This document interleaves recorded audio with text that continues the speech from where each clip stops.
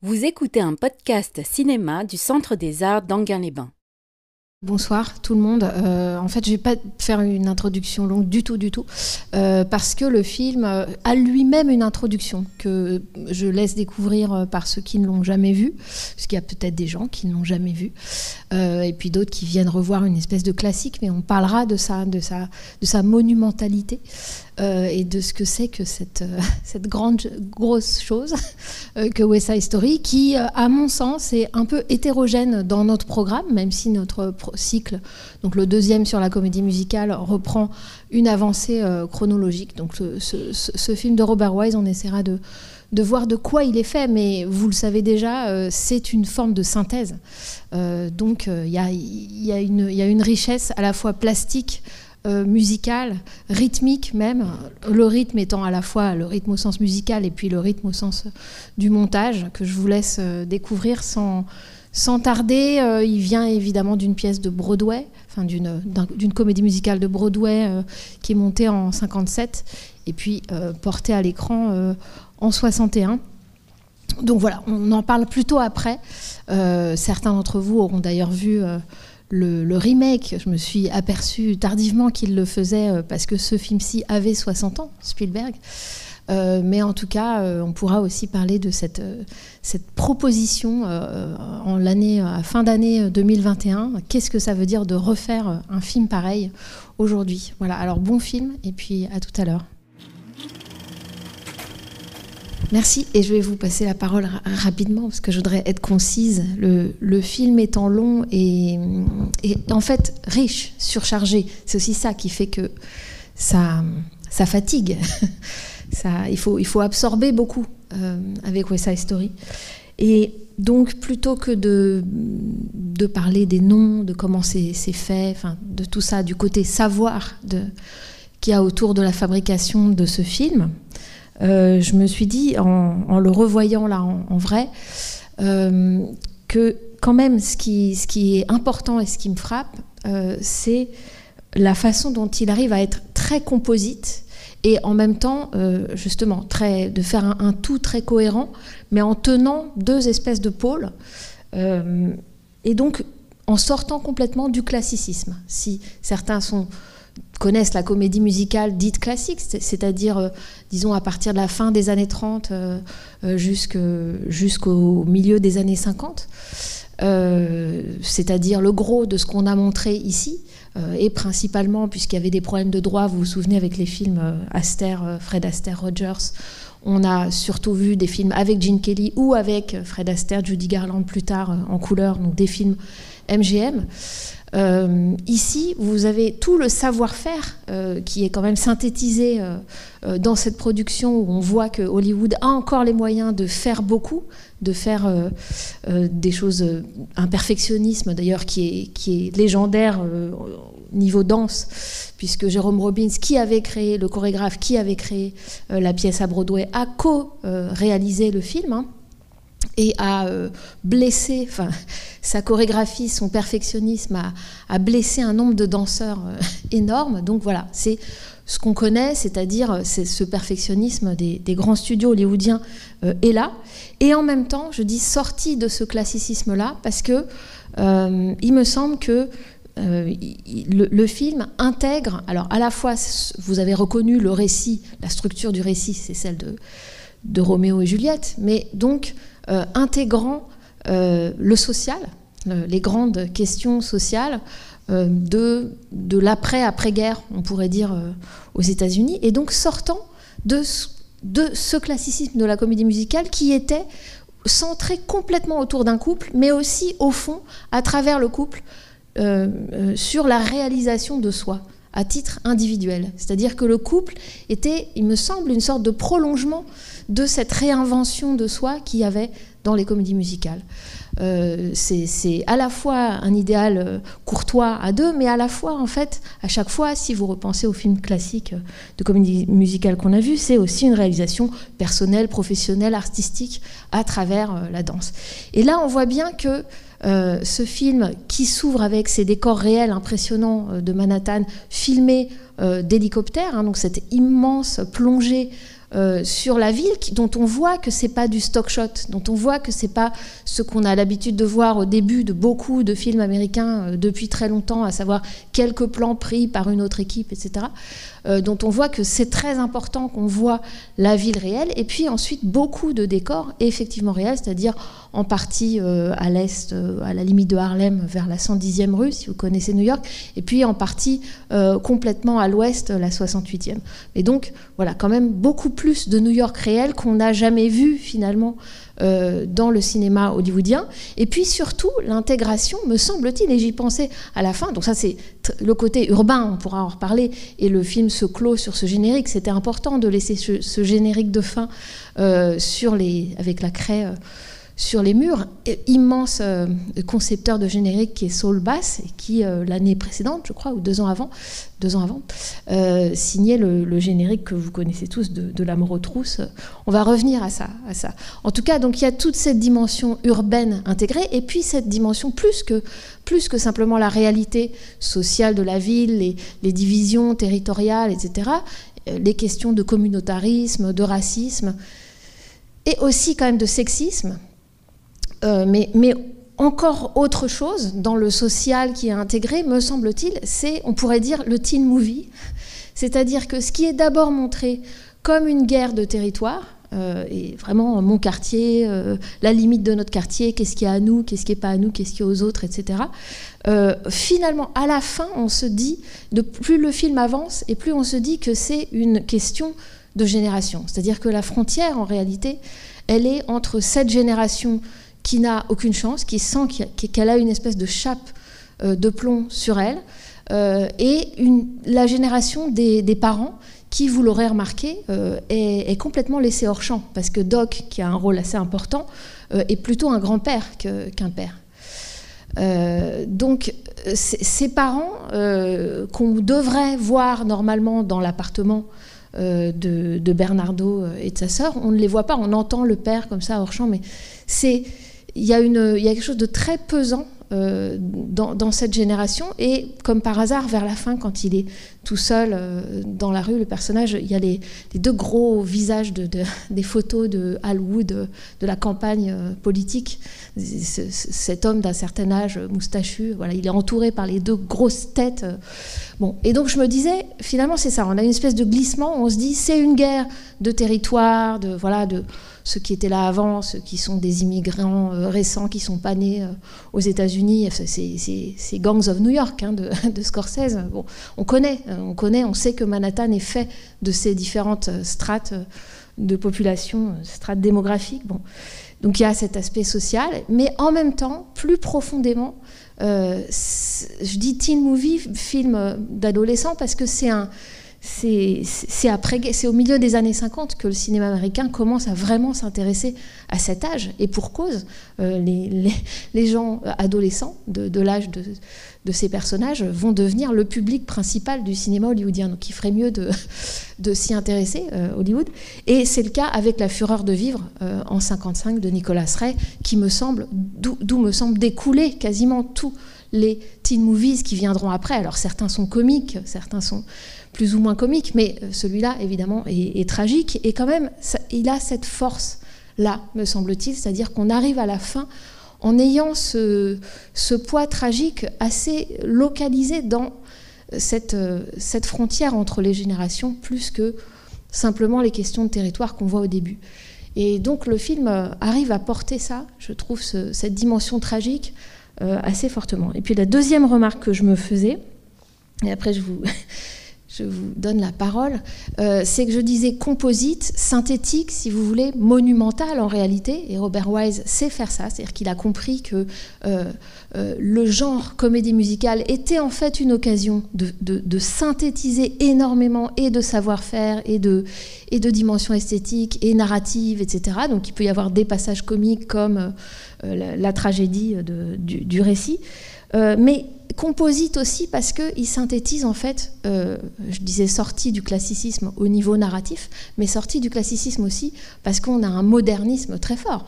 Vous vous souvenez, le tout début, c'est-à-dire l'ouverture, l'introduction, Et là, on se dit, on est sur un mode en fait opératique. C'est un opéra, il y a l'ouverture, voilà, on a une structure vraiment d'opéra, mais extrêmement moderniste, avec ce jeu de couleurs uniquement sur les lignes comme ça. C'est-à-dire qu'on a pris l'île de Manhattan avec ses gratte-ciel, et puis il y a juste les lignes abstraites, et ça c'est très soul bass, hein, donc ce concepteur de générique, si vous vous souvenez de celui de La Mort aux trousses, ce sont des lignes aussi sur un gratte-ciel, des vecteurs, hein, qui s'appellent North by Northwest, c'est le titre original du film d'Hitchcock, donc voilà, des directions, donc toute cette dimension abstraite et moderniste au fond du film est surprenante dans son alliage avec ce réalisme, disons, social, qui est abordé et qui est quelque chose on pourrait dire de la culture populaire de l'époque qui est intégrée, la culture qui est déjà dans le cinéma, le film Graines de violence que vous avez peut-être vu, qui est quasiment cité, et puis cette chanson très drôle de commentaire social, d'auto-commentaire social par les jeunes gens, disant mais oui en fait... disant à la police, ou à la loi et à l'ordre, c'est la société qui nous a fait. Donc on a toutes les excuses du monde, puisque le déterminisme social, c'est écrit, regardez, c'est marqué partout. Donc il y a une espèce de conscience très très forte de ça, de mise en abîme de ça, très drôle dans Officer Krupke, mais qui est d'un âge d'après. C'est pour ça que ça me fait penser à ça. On n'a plus cet espoir qu'il y avait dans la comédie musicale classique de changer, de pouvoir changer, etc. Et on a perdu une forme d'innocence. On est capable de se regarder en train d'être un cas social, si on veut. Et ça aussi, c'est triste, d'une certaine façon, de pouvoir se penser comme une génération perdue dès cet âge-là. Mais en tout cas, le film a cette force d'être à la fois très abstrait dans son chromatisme fou, et Jean-Paul Lançon parlait du format dans lequel il a été tourné, donc Panavision 70 mm, hein, c'est-à-dire que la bande est 2 fois plus grosse que la bobine, est 2 fois plus large, et donc il y a plus de définition à l'image, mais aussi plus de profondeur de champ. Donc ça modifie aussi notre perception de l'espace. Enfin, à mon avis, ça a deux conséquences principales. Donc la première, c'est la précision et c'est la profondeur de champ. Donc la profondeur, on pourrait dire, de la super scène, c'est-à-dire que ça n'est pas filmé, ça n'est pas une adaptation un peu molle d'une comédie de Broadway dans des décors réels. C'est vraiment l'exploration par la caméra de la profondeur que permet le décor réel, y compris quand c'est un faux décor réel, par exemple la terrasse où il chante In America, et où ensuite elle chante toute seule Maria, où en fait l'espace est traité de la même façon, c'est-à-dire la caméra toujours pouvant aller toujours plus loin, soit dans la profondeur, soit dans la verticalité, en haut, en bas, avec énormément, presque que des plans en plongée, je le disais au départ, quand on a la ville, mais surtout beaucoup en contre-plongée, ce qui fait ensuite des lignes obliques tout le temps. Hein, vous vous souvenez de ces escaliers propres à New York, qui sont les escaliers en fer de fire escape, de sortie incendie, et qui sont tout le temps filmés, ou bien le pont de l'autoroute rouge. Voilà.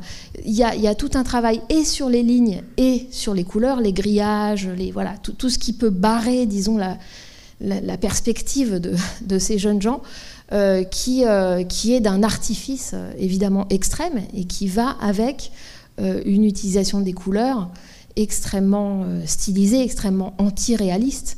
Vous vous souvenez la danse au gymnase, par exemple, on voit très bien qu'on a d'un côté les portoricains en gros en rouge et violet, et de l'autre les Jets en orange et jaune. C'est pas stylisé au point que ce soit systématique et que tout le monde ait un costume soit jaune, soit orange. C'est suffisamment marqué avec les dominantes pour qu'on le perçoive, et en même temps pour qu'on ait cette dimension beaucoup plus réaliste et sociale qui est intégrée à l'ensemble du film. C'est pour ça que je dis qu'il est composite et qu'il est extrêmement synthétique. Il décide de ne pas choisir entre ces deux dimensions fondamentales du cinéma, qui sont l'artifice total que permet cet art, et puis le réalisme total que permet cet art, puisqu'il est analogique, il est photographique, et et donc potentiellement toujours documentaire. Donc vous voyez, là, il arrive à faire une synthèse qui fait un monument, du coup. Et c'est pour ça que moi, au cours de mes divers visionnages, peut-être les vôtres aussi, j'ai varié mon appréciation de ce film parce qu'il est monumental, parce qu'il est tellement énorme que parfois on a besoin de quelque chose qui a un accroc, qui a des aspérités, qui a des manques. Et il offre une surcharge, il offre à peu près tout. Donc voilà, parfois c'est pas ce vers quoi on se tourne. Là, moi, j'y suis plus réceptive, notamment depuis que cette histoire de génération un peu perdue m'est apparue plus fortement. Mais je suis quand même curieuse que vous me disiez ce que vous en pensez, parce que vous y voyez peut-être tout à fait autre chose, ou des clichés, je ne sais pas.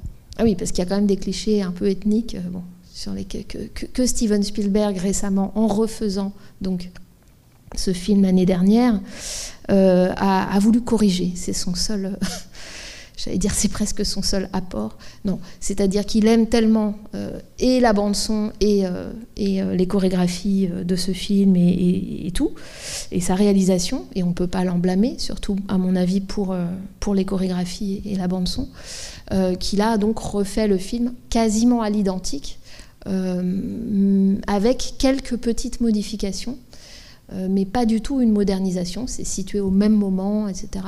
Mais simplement, il y a quelques touches, dirait-on, un peu moins politiquement incorrectes sur la représentation et des femmes et du viol que manque de subir Anita, hein, dans cette scène vers la fin où elle est coincée par les jets.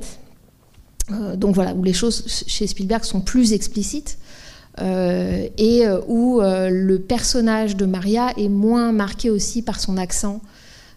Donc la chanson qui reprend juste après l'entracte, qui est connue, I Feel Pretty, quand elle danse toute guillerette dans le magasin de couture, par exemple. Steven Sondheim étant encore vivant, il est mort très récemment, quand Spielberg lui a demandé de travailler avec lui sur cette nouvelle version, a notamment retouché des choses. Et quand on écoute I Feel Pretty dans la version 2021, moi j'ai cru percevoir beaucoup moins de R roulé.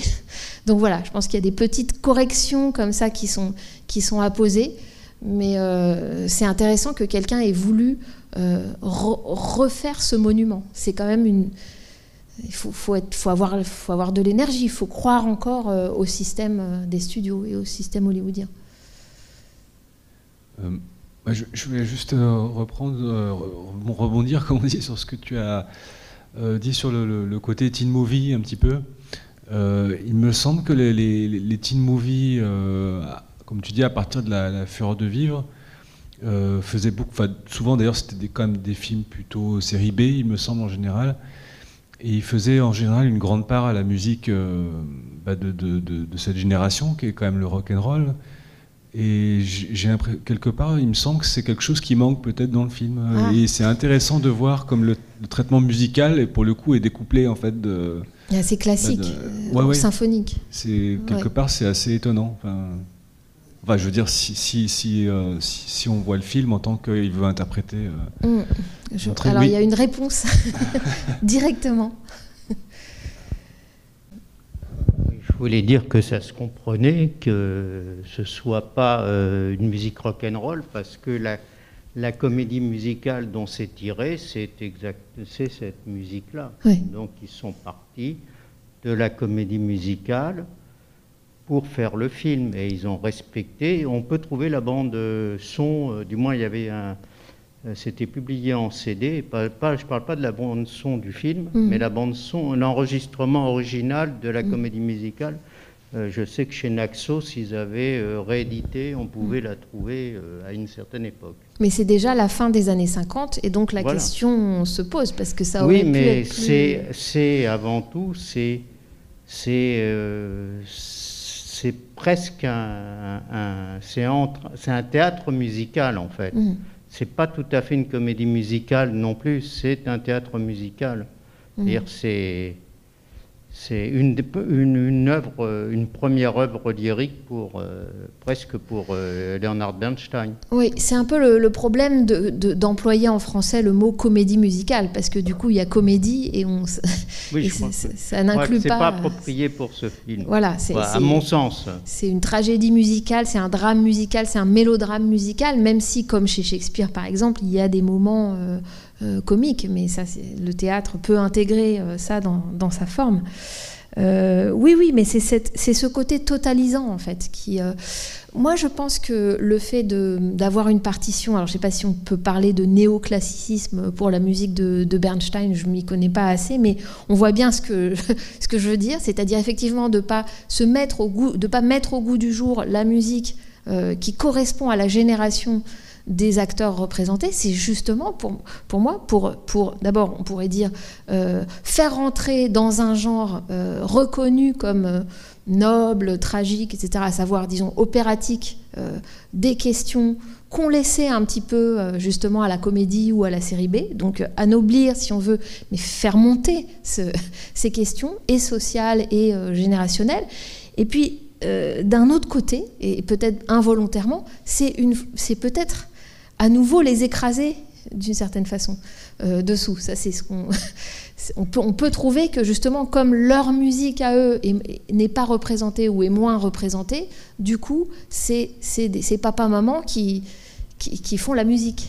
Donc, ça peut être... Mais ça crée de la tension aussi. Pour moi, le fait que ce ne soit pas entièrement, disons, un film adolescent, à destination d'un public adolescent et avec une musique adolescente, c'est plutôt une tension à mettre à son crédit, à mon avis. Mais... oui. Je voulais juste... Je vous le passe. Alors, je voulais juste dire deux choses, revenir sur une chose que vous avez dite concernant l'absence des parents. Oui. En fait, alors, je rebondis sur ce que vous avez dit. Je pense qu'il y a une figure essentielle, c'est l'inspecteur. L'inspecteur de police. C'est l'inspecteur de police, et c'est pour ça que dans un cri de rage, Maria l'empêche d'approcher dans la scène finale. Mais en fait, c'est lui qui porte toute la responsabilité des parents. Il y a une caricature en tant que représentant de la loi et de l'ordre et du racisme, voilà. Quand même aussi. Et autrement, parce que peut-être ça n'a pas été évoqué, on parlait de toutes les scènes extérieures au départ. En fait, si je ne pense pas me tromper, je crois que toute une partie des endroits où ça a été tourné devait être détruite pour faire, je crois que c'était le Rockefeller Center, mais je ne suis pas sûr, et qu'en fait ils ont retardé la démolition, d'ailleurs on voit des fenêtres murées et tout, la démolition pour pouvoir tourner le film en extérieur. Oui, ça c'est la partie qui est tournée à Ouest 68e rue. Et c'est ce que va explorer Spielberg d'ailleurs dans son film, où il va marquer beaucoup plus au tout début. On va pas le passer, mais on vous laissera le découvrir si vous allez voir le West Side Story 2021. C'est-à-dire qu'il fait le choix d'ouvrir, lui, non pas sur des plans aériens comme ça de Manhattan. Alors peut-être que ça commence aérien d'ailleurs, mais enfin en tout cas ça descend très très vite sur vraiment le chantier du Lincoln Center. Il me semble que ça nous est même dit que c'est le Lincoln Center. Si vous connaissez un peu New York, vous savez que c'est là où il y a l'opéra. Voilà, c'est là où il y a non seulement l'opéra, mais quasiment la cinémathèque, le Walter Reed Theatre, où on peut aller voir West Side Story. Donc c'est presque aussi une façon de dire aux spectateurs, voilà, là où vous allez pouvoir voir soit de l'opéra, soit du cinéma, comme le film que je vous montre, en fait, en dessous, il y avait des gens comme ceux que je vous montre, mais maintenant c'est la culture chic et gentrifiée, comme on dit, embourgeoisée, qui a gagné. Donc Spielberg est très très bon à mon avis dans cette ouverture-là pour nous les montrer véritablement sur ce chantier. En fait, ce qui nous fait comprendre aussi, c'est que les deux gangs, l'un comme l'autre, que l'un domine l'autre, mais on le sent bien dans le film original, les deux ont perdu d'une certaine façon. C'est-à-dire qu'il n'y a pas les blancs qui dominent parce qu'ils sont primo-arrivants par rapport aux autres. On voit bien que c'est une illusion et qu'ils vivent dans cette illusion, mais que tous les pauvres seront de toute façon perdant dans l'histoire.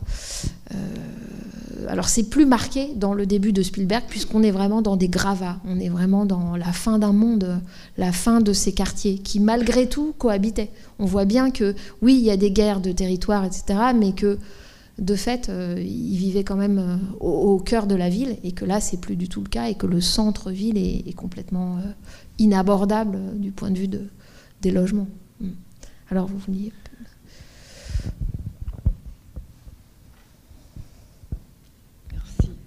Oui, je crois me souvenir que l'écriture de la partition musicale par Bernstein ou Bernstein, je ne sais pas comment on dit, selon, elle avait débuté bien avant la création à Broadway, même pas du film. Je crois qu'elle avait débuté fin 40, vers 48-49. Donc est-ce que ça ne serait pas une explication sur le style de musique qui a été composé ? Parce que le rock, même s'il était peut-être déjà naissant, je ne sais pas à quel moment... Oui. Non, hein. Et non, mais dans les années 50, oui, ça aurait pu. Mais peut-être un peu plus milieu 50. Mais par contre, moi, je trouve que ce qui est quand même bien représenté, c'est effectivement l'arrivée des musiques latino et des danses latino, et ce qui était une réalité, puisque, si j'ai bonne mémoire aussi, Porto Rico a été... pas intégré, enfin n'est pas un État américain, mais début 1900, après la guerre, je crois, c'est ça. Et donc, en fait, les portoricains qui vivent à New York sont américains, sauf qu'ils ne sont pas reconnus comme tels. Ils ont, apparemment, il y a un problème de racisme quand même. Oui. Alors ça, je ne sais pas pour l'histoire exacte de Porto Rico et de New York, mais j'allais dire, c'est ce que vous dites, c'est-à-dire que de toute façon, le racisme est présent, et ça c'est un peu aussi quand même ce que montre Gangs of New York de Scorsese, mais à une espèce d'échelle complètement épique. C'est que de toute façon il y a une hiérarchie qui se refait même sur des choses complètement délirantes, donc chaque petite distinction peut être l'objet d'une discrimination. Mais sur le rock ou pas le rock, enfin sur le fait qu'il y a une absorption, disons, de cette modernité sociale par une non-modernité musicale. Enfin, je pense que ça fait partie de la surcharge baroque, enfin, de l'espèce de volonté totalisante du film. C'est-à-dire qu'il faut qu'il y ait toutes les générations, il faut qu'il y ait le côté opéra. Alors, ce qui est intéressant à propos de ça, c'est que Jacques Demy, il se trouve qu'il est allé aux États-Unis, il a fait son premier voyage aux États-Unis au moment où le film était montré.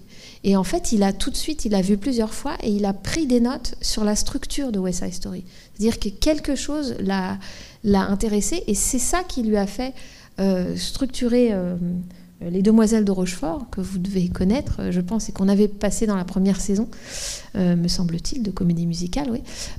Alors, c'est bizarre, parce qu'on se dit, mais quel rapport entre cette petite vie provinciale, les histoires de couple un peu mignonnes, enfin, des Demoiselles de Rochefort, les deux sœurs, on a l'impression d'être beaucoup plus proche des individus. C'est pas des groupes, vraiment, dans les Demoiselles de Rochefort, c'est beaucoup plus familial, on pourrait dire un peu quasi villageois à l'intérieur du centre de Rochefort. Mais outre qu'il a invité et Gene Kelly, c'est-à-dire le danseur, réalisateur, chanteur de la comédie musicale classique, il a aussi invité Georges Chakiris dans Les Demoiselles de Rochefort. Mais outre ça, c'est-à-dire cette touche de présence physique et des chorégraphies un peu inspirées de celles de Jérôme Robbins dans certains des ballets des Demoiselles de Rochefort, c'est vraiment plus comment faire un film où le rythme domine. C'est pour ça que je parlais aussi de modernisme, c'est qu'il y a une musicalité qui est vraiment travaillée dans le film, qu'on peut étendre, disons métaphoriquement, figurativement, au montage. Robert Wise était par ailleurs monteur, et voilà, il a un sens du rythme. Le film est très découpé. Si vous vous souvenez, au début, toutes les scènes dans le terrain de basket, enfin, où on découvre ce que c'est que ce film, on ne sait pas qui va arriver, vous aurez remarqué que toute l'ouverture, après les panneaux abstraits, toute l'ouverture est non dialoguée. Enfin, on attend très très longtemps avant qu'il y ait des dialogues. Donc elle est à la fois dansée, mais à la fois aussi très découpée. Ce qui n'est pas une obligation quand on filme des gens qui dansent. On peut aussi laisser des plans séquences et les montrer dans la réalité, disons, rythmique de leurs mouvements. Là, pas du tout. C'est à la fois la caméra a des mouvements très fluides, très nombreux, parfois très sinueux, des angles. Parfois, elle est au sol, parfois, elle remonte, etc. Mais en plus, c'est très découpé. Et donc, il y a un sens, il y a un rythme qui nous est... qui n'est pas seulement le rythme musical, les percussions, etc., qui a un rythme visuel et qui est très travaillé dans le film. Et ça, je pense que Jacques Demy y a été sensible, même s'il a son propre style, puisque le rythme est quand même quelque chose de très corporel pour l'auteur. Mais par exemple, Demy commence les Demoiselles de Rochefort par une très longue séquence de mise en place d'une kermesse dans le centre-ville, et pareil, où il n'y a pas de dialogue, où on voit les forains d'abord qui arrivent dans la ville, qui passent le pont, etc., et puis ensuite qui installent des guirlandes, les projecteurs, etc., sur la place, et tout ça, très très longue ouverture, non dialoguée. Donc il s'inspire de cette audace, on pourrait dire, d'une forme de radicalité qu'il y a à ne pas tout de suite rentrer dans le récit, les petits dialogues entre les gens et disons l'échelle individuelle, mais aussi l'échelle humaine, quoi. C'est-à-dire rester au départ dans quelque chose de très plastique et de très musical. Et ça, c'est quand même très, très fort. Et puis Jacques Demy, évidemment, a aussi un sens de la radicalité chromatique qui tire forcément une inspiration de ce film-ci, parce que c'est étonnant. Le souvenir qu'on en a souvent, c'est des souvenirs de couleurs, de la robe d'Anita mauve, des carreaux de couleurs de la porte de la chambre de Maria. Vous voyez, ce sont des... Il n'y a pas de sens à ça. C'est pas une symbolique des couleurs. C'est une affirmation plastique, qui insiste et qui reste dans nos mémoires autant à la limite que l'intrigue ou que telle ou telle ligne de dialogue, me semble-t-il. La couleur de la robe de qui ? La couleur de la robe de qui ? Oui, pour finir, à propos du fait que Spielberg ait voulu diminuer l'accent portoricain, je me posais la question à savoir si justement dans ces années-là, les portoricains tenaient pas à parler anglais avec leur accent portoricain. Enfin, il y avait peut-être une raison pour laquelle il avait, Robert Wise avait tenu à ce qu'il et elle parlent avec cet accent portoricain quand il parlait anglais. Oui, mais alors quelle serait cette raison ? Comme on peut tenir à montrer sa culture, oui. Je me pose la question, est-ce que c'était vraiment indispensable chez Spielberg ? Mais parce que nous, vu de France, je pense que le communautarisme nous fait tellement horreur qu'on entend un accent comme étant plus marquant peut-être que... Effectivement, si vous allez à New York, le nombre des accents est de toute façon tellement varié que tout le monde comprend et accepte votre accent et ne va pas à chaque fois vous dire « Ah, mais alors votre accent, c'est tel... » Donc, il y a une facilité dans la culture américaine à intégrer dans l'oreille l'accent. Mais là, quand même, il me semble que c'est tellement au centre de l'intrigue, à savoir... quand même, non seulement des frictions communautaires, mais aussi ce qui est dit dans la chanson très drôle dont les paroles de Sondheim sont quand même très percutantes encore aujourd'hui, à savoir être marqué aussi par l'accent. C'est-à-dire que la pauvreté, la discrimination se pratique aussi parce que on vous reconnaît, alors on reconnaît la couleur de votre peau, mais on reconnaît quand même aussi la durée de la jeunesse ou l'ancienneté de votre séjour à la qualité de votre accent. Donc c'est quand même discriminatoire. Et dans In America, je trouve que c'est malheureusement, les paroles de la chanson, que la traduction essaye d'adapter au mieux, mais qui sont quand même beaucoup plus drôles en anglais, restent vraies. hein, c'est-à-dire cette espèce de rêve américain d'égalitarisme par le consumérisme, en gros, par le crédit fait à tout le monde pour acheter des machines à laver. Et puis ensuite, la réponse, bah oui, mais tu n'auras plus rien à mettre dans la machine puisque tu te seras tellement ruiné que de toute façon, tu n'auras pas les moyens de t'habiller. Donc, je trouve que cette chanson, elle reste assez d'actualité. De même que l'accent, c'est quand même un marqueur, il me semble, plutôt négatif. Mais je vois ce que vous voulez dire dans le sens où parfois, un communautarisme positif peut tout à fait mettre en avant ces différences. Mais il me semble que là, c'est plutôt... Oui, alors on parlait chiffon, justement, et j'étais assez intriguée, c'est que pendant tout le film, Maria s'inquiète de la couleur de sa robe, elle se retrouve avec une robe blanche. Oui.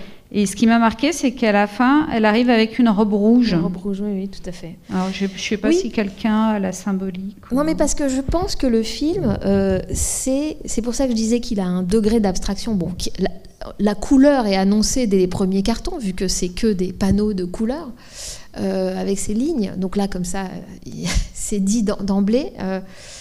Et d'ailleurs, vous avez remarqué que dans cette succession de couleurs là, au début, je ne sais pas si ça vous fait ça, il y a presque pas une illusion d'optique, mais en fait, le passage d'une couleur à l'autre, des fois, on se dit, est-ce que je suis bien en train de voir du rose ou est-ce que je suis au rouge d'avant, mais c'est moi qui... Bon, bref, enfin, je trouve ça très intéressant, ce travail sur le passage d'une couleur à l'autre et sur ce qu'on perçoit comme étant la couleur réelle ou notre couleur qu'on projette.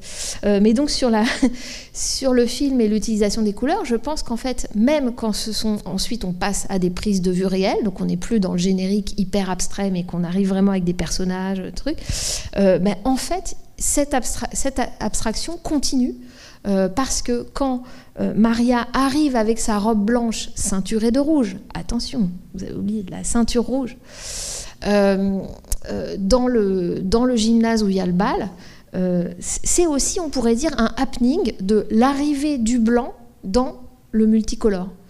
C'est-à-dire que on voit bien que ça a un sens, c'est la première fois qu'elle va au bal, c'est la débutante, c'est la vierge, c'est tout ce qu'on veut, enfin qui va dans ce monde quand même de sueur et parce qu'on n'a pas parlé de la chorégraphie de Jérôme Robbins, mais qui est très sensuel, voire sexualisé, et puis qui, à mon sens, alors je me trompe peut-être, à la fois a ce caractère très sexuel, et à la fois, et un peu agressif, enfin, et à la fois, me semble-t-il, égalise les sexes. C'est-à-dire que les hommes comme les femmes ont les mêmes mouvements sexualisés, ils ne sont pas différenciés entre eux. Et ça aussi, c'est une forme de modernité très, très, très forte, quoi, très, très radicale, il me semble. Mais donc voilà, je pense que l'arrivée de Maria en robe blanche, c'est autant justifié par le récit, la psychologie, enfin tout ce qu'on veut, qu'un événement plastique. C'est-à-dire que nous, on voit du blanc parmi les autres couleurs. Et d'ailleurs, c'est non seulement revendiqué, c'est accentué par le trucage complètement fou de quand elle tournoie et qu'on a cette espèce de solarisation de l'image pour passer ensuite à la séquence suivante. On a l'impression que tout ça est passé dans une espèce de machine à laver de gélatine colorée. Et donc, ça ne cherche pas du tout à rendre réaliste. Non, c'est procédé sur procédé. Enfin, c'est ça qui est très surprenant dans les transitions d'une scène à l'autre. Le rouge, le ciel de New York qui nous est montré comme rouge, comme ça, le soir. Bon. Donc, il y a beaucoup moins... à mon avis, ce n'est pas une interprétation de la symbolique des couleurs, mais plutôt une espèce d'attentat coloré qui nous est fait, chromatique, qui nous est fait aussi à nous, spectateurs. Et donc, évidemment, on peut voir le passage au rouge comme... du point de vue du sens, elle le dit. C'est même un peu... Moi, c'est ça que j'aime pas trop dans le film, c'est que tout est explicité d'une certaine façon dans le dialogue. Elle dit voilà, maintenant c'est moi qui ai la haine parce que vous les avez tués, etc. Ben, vous m'avez donné la haine, bon. Et donc c'est cette espèce de veuve rouge. Mais est-ce que c'est ça qui est important ou plus le fait que on se souvient que d'abord elle avait une robe blanche avec une ceinture rouge, puis qu'à la fin elle avait une robe rouge avec une espèce de voile noir, quoi. qu'avait Anita avant, d'ailleurs. Il me semble, enfin. Je crois que c'est une provocation quand elle dit « vous m'avez donné la haine », parce que si elle l'avait eu vraiment jusqu'au bout, elle aurait empêché que les deux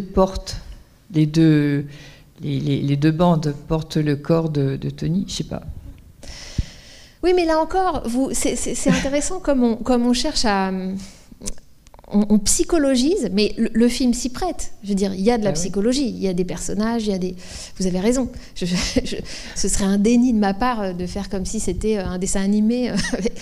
Mais en même temps, qu'est-ce qu'on retient quand même? C'est que cette fin, c'est un cortège funèbre, en fait. C'est un cortège funèbre quasi mythologique, je veux dire. Enfin, il y a une espèce de poids à la fin. Et donc le fait que ce soit pas réaliste du point de vue psychologique ou qu'elle aurait dû normalement les empêcher de le porter, vous voyez, on n'est pas au même niveau, quoi. Et je pense que c'est pour ça que je disais qu'il a cette pulsion monumentale, Robert Wise. Il veut faire quelque chose qui est de l'ordre de la tragédie, bon, donc il prend une intrigue shakespearienne et puis ensuite il filme de façon à faire un monument. Et faire un monument, c'est justement ne pas... on ne peut pas se laisser prendre dans le réalisme psychologique, en tout cas selon ça. Et donc il faut avoir cette espèce de hauteur qui fait que, même si c'est pas justifié et que normalement elle aurait dû se jeter sur eux et pas les laisser porter le corps, voilà, c'est la forme à la fin qui nous donne une dimension, me semble-t-il, mythique. Je dis mythologique, c'est plutôt mythique que je voulais dire peut-être. Ouais. Mais vous pensiez à Antigone, peut-être. Sur cette scène finale et ce que disait Madame avant, moi je pense que quand elle dit j'ai la haine, mais en fait elle montre aux deux autres groupes que c'est leur haine qui a tué son frère, qui a tué Riff et qui tue Bernardo. Et en fait, c'est pour ça qu'elle a nullement l'intention Elle reste Maria, mais je pense que c'est simplement le moyen pour elle de montrer que l'aboutissement de cette scène finale, c'est leur responsabilité à tous. Oui, mais ce côté systémique, disons, qu'elle pointe, c'est ça, c'est-à-dire que le film, c'est pour ça que je parlais de conflit de génération, parce qu'il se situe justement pas à un niveau individuel. Et ce qu'elle dit, c'est aussi ce que dit Doc. Doc, il dit, mais quand est-ce que vous allez vous arrêter, quoi ? À un moment, il faut que quelqu'un... Donc elle dit ça, c'est-à-dire que ce qu'elle dit, c'est vous m'avez contaminé, et donc d'où la robe rouge et le pistolet. Mais ça, c'est une logique de western, si vous voulez. C'est pour ça que je dis que c'est mythique dans l'histoire de l'Amérique. C'est-à-dire, à un moment, est-ce que quelqu'un, bon sang de bonsoir, viendra et mettra un coup d'arrêt à la violence des interactions dans la cité, quoi. Et évidemment, c'est la question du western. Et si vous avez vu L'homme qui tua Liberty Valance, James Stewart, il essaye. Et j'y ai pensé quand je voyais quand le grand Tony se benait. Je me dis, il y a un côté James Stewart, c'est-à-dire qu'il arrive, non, vous battez pas, mais ça y est, tu es déjà sur le terrain de la bagarre. Évidemment que tu vas toi-même être au premier plan et que la violence passera par toi. Et ça, c'est exactement la problématique, disons, récurrente du cinéma américain dans tout ce qu'il a de plus fondamental, à savoir le western, et singulièrement le western de John Ford, et singulièrement Liberty Valance. C'est-à-dire que celui qui veut apporter la paix, la civilisation, le droit et la fin de la violence, en fait, il est entraîné là-dedans et soit il est contaminé et il contamine, soit il faut un truc très très tordu, et je laisse les rares chanceux qui n'ont pas encore vu Liberty Valance de trouver comment on peut malgré tout y arriver sans y arriver. Mais là ils n'y arrivent pas, quoi, c'est sûr. Mais je dis John Ford, mais évidemment je pense à John Ford aussi parce que Natalie Wood joue Debbie dans La prisonnière du désert, The Searchers. Et on n'a pas parlé de Natalie Wood, mais c'est quand même justement un point d'ancrage, un visage, un corps, une silhouette quand même très, très important dans le film. Il me semble que c'est vraiment autour d'elle qu'on s'accroche au film, parce que, et je pense que c'est pas un hasard si les autres sont un peu fallots, alors soit parce qu'il fallait que ce soit des danseurs, bon c'est une chose, mais quand même le film est quand même très centré autour d'elle, sa force, sa pureté, sa colère, sa violence à la fin, sa beauté, et elle sort juste de ce film magnifique d'Elia Kazan, La fièvre dans le sang. La fièvre dans le sang, Splendor in the Grass, avec Warren Beatty. Et pour la petite histoire, enfin qui n'est pas si petite, et d'ailleurs il est encore vivant, il aurait dû jouer avec elle. Ils étaient amants dans la vie, et donc il aurait, c'était l'un des choix possibles pour Tony, Warren Beatty. Je pense que ça aurait été un peu plus intense. Je suis d'accord avec vous pour Maria. Je pense qu'il y a un autre personnage féminin, c'est Anita. Ah oui, Anita, en fait, c'est vrai. Oui, tout à fait. Il y a pas une dualité, parce qu'elle se complète, mais c'est en fait les deux personnages féminins qui tiennent le film. Ce sont les deux pôles. Oui, oui, tout à fait. Ah, d'accord. Pardon.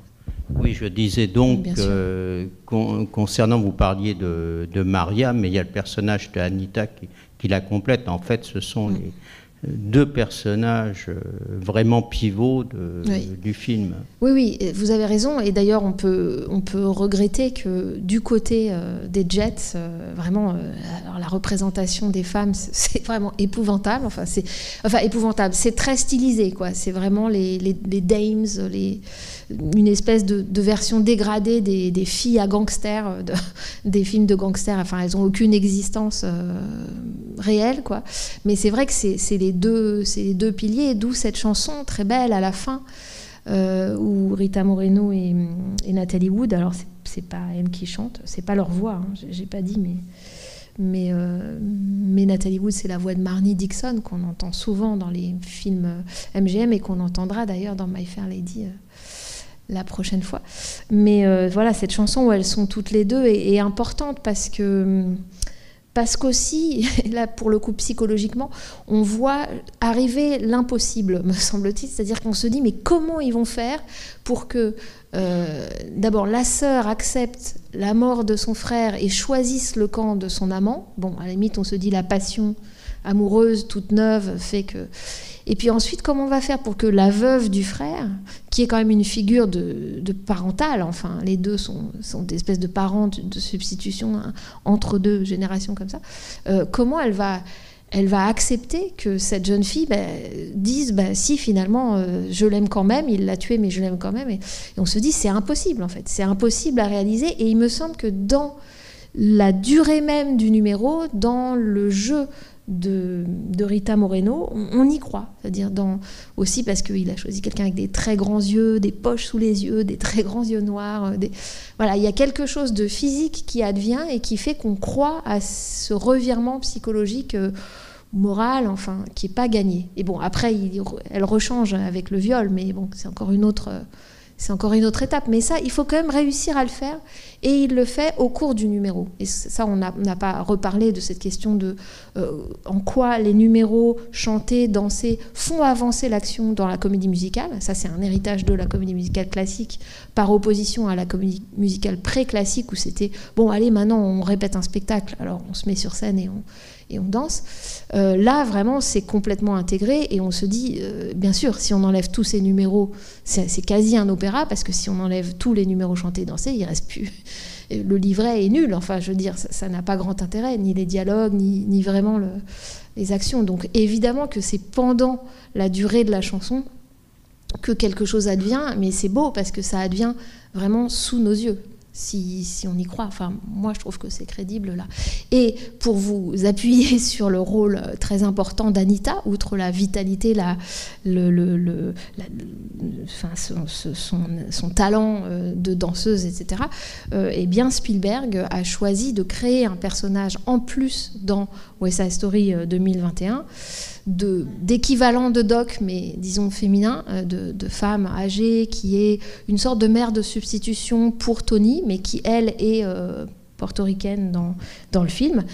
Et on s'aperçoit, quand on n'a pas regardé le générique après, qu'en fait, elle est jouée par Rita Moreno. Donc il a invité l'Anita de 1961 dans un rôle fait sur mesure, et il lui fait chanter Somewhere, c'est-à-dire la chanson un peu d'espoir des deux amants qui disent Someday, somewhere, on trouvera un lieu où aller. C'est cette femme âgée qui le chante dans le remake. Donc c'est quand même, c'est qu'effectivement ce rôle d'Anita et singulièrement le jeu de Rita Moreno sont très très importants. Vous avez raison. Bon, une dernière question, parce que je sens que les gens se... Oui, je voulais faire remarquer ce que j'ai ressenti, c'est que les chorégraphies d'abord sont magnifiques. Oui, bon, c'est vrai. Ça, tout le monde le sait, mais c'est surtout qu'on a constamment l'impression que la chorégraphie, enfin chaque morceau chorégraphié fait avancer l'action. Oui. C'est pas, la chorégraphie n'est pas une illustration de l'action, et ça, moi, je trouve qu'on le ressent beaucoup dans ce film en particulier. Oui, c'est vrai. Plus que dans, mettons, les chorégraphies Hermès Pan ou Gene Kelly, qu'on adore, hein, je me souviens. Mais je suis d'accord que dans cette comédie musicale classique, ce qui fait avancer l'action, c'est quand même souvent la chanson. La chanson et la gestuelle à l'intérieur du numéro dansé, chanté, la gestuelle dans le couple. Par exemple, Dancing in the Park, dans Tous en scène, effectivement, ils s'aiment pas, ils se détestent, et puis hop, il y a de la musique, ils se mettent à danser. Enfin, il n'y a pas de musique d'ailleurs, je crois qu'il y a pas de... On en a parlé. Et ils se mettent à danser ensemble, Gene Kelly et Sid Charisse, et là va commencer l'histoire d'amour. C'est pas tout à fait la même chose là, et vous avez raison de souligner que la chorégraphie est beaucoup plus motrice. D'abord, elle est beaucoup plus énergique, elle est beaucoup plus complexe, me semble-t-il, et elle est basée sur un déséquilibre permanent, quoi. C'est-à-dire des asymétries, des corps qui sont souvent penchés avec les bras, comme ça devant. Donc c'est beaucoup plus... et le fait de se plier un peu comme ça en deux pour avancer en claquant des doigts, finalement, ça se retrouve à la fin dans la silhouette de Maria quand elle est complètement repliée et qu'elle a lâché et qu'elle sait que tout est perdu et qu'elle est au-dessus du corps, au-dessus du cadavre de Tony. Et voilà, c'est aussi des échos comme ça. Alors, on voit bien que Natalie Wood n'est pas danseuse et que quand elle danse, la chorégraphie est très simplifié, et ça, Demy, il s'en souviendra, parce qu'il a aussi le même problème avec Catherine Deneuve pour les Demoiselles de Rochefort, mais il arrive à intégrer, justement, à faire des chorégraphies plus simples à des amateurs, et puis des chorégraphies très compliquées et très acrobatiques aux autres. Puisqu'il y a effectivement, là, le personnage de Riff, qui fait beaucoup de flips, de sauts, enfin de choses très, très acrobatiques, et donc c'est très complexe. Vous avez raison de dire que ça fait avancer l'action, mais j'arrive pas à exactement voir en quoi ça peut avoir une valeur narrative. Je pense qu'elle est énergétique, en fait. Elle est presque... c'est cette dynamique-là et ce déséquilibre permanent, et cette violence, on pourrait dire, qu'il y a dans cette chorégraphie. Cette violence et le caractère aussi sexualisé dont on parlait dans le mambo. Vous vous souvenez, au moment du viol, enfin de la tentative de viol, puisque c'est quand